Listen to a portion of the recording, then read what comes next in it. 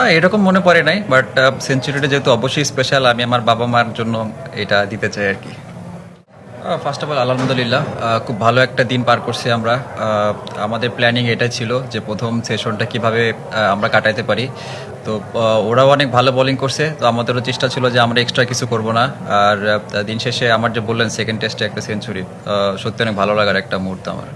আর যেহেতু ওরা number one team, tough time তো অবশ্যই দিবে, বাট আমার কাছে যেটা মনে হয়েছে ওদের এগেনস্টে নতুন বলে খেলাটা একটু ডিফিকাল্ট ছিল। বাট আমরা চেষ্টা করেছি কীভাবে শর্ট মিনিমাইজ করে স্ট্রাইক রোটেট করা যায়, এবং চেষ্টা করেছি যে যাতে আমরা উইকেটের থেকে বাজে শট না খেলে কীভাবে একটা পার্টনারশিপ করা যায়। আপনি দেখবেন যে আমার শান্ত ভাইয়ের পার্টনারশিপ, আমার মমিনুল ভাইয়ের পার্টনারশিপ এবং মুশি ভাই শান্ত ভাইয়ের পার্টনারশিপ অনেক ভালো ছিল, যেটা আসলে ভালো একটা রান করতে অনেক হেল্প করছে।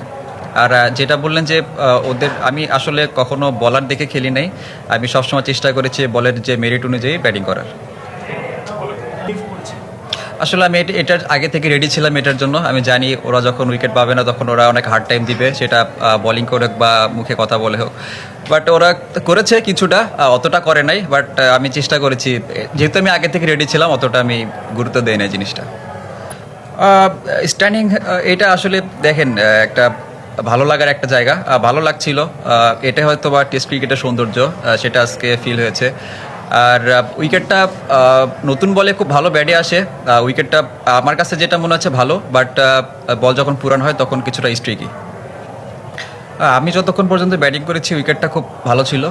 এখন শেষে যেরকম আপনার হাসান এবং মিরাজ ভাই ব্যাটিং করতেছে দেখে ভালোই মনে হয়েছে, বাট ওরা অনেক টাইট লাইনে বল করতেছে। আমাদের কাছে মনে হয় যে যতক্ষণ পর্যন্ত আমরা বেশি ব্যাটিং করতে পারবো ততক্ষণ আমাদের টিমের জন্য ভালো।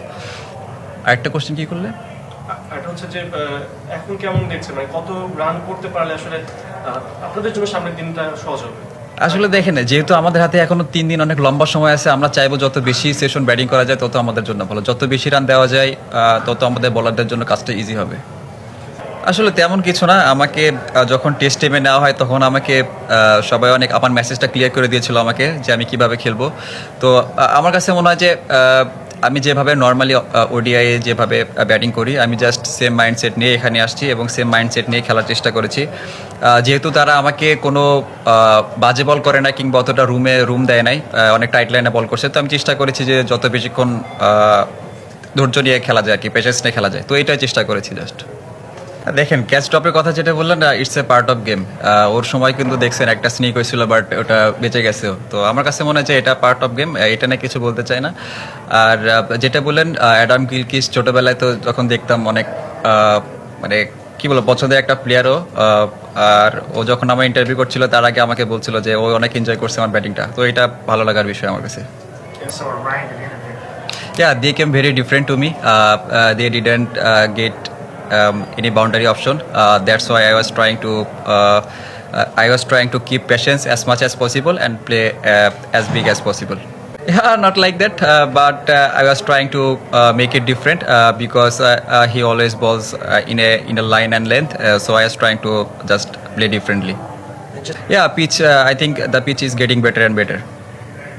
Can you tell us what that moment was like when you brought up the century? Yeah, I can't describe in words, but it's very special for me. I think it was a great preparation for us. We came here 1st August and we have couple of practice session, and we also played a practice match that helps us a lot. And I think I love to play this condition.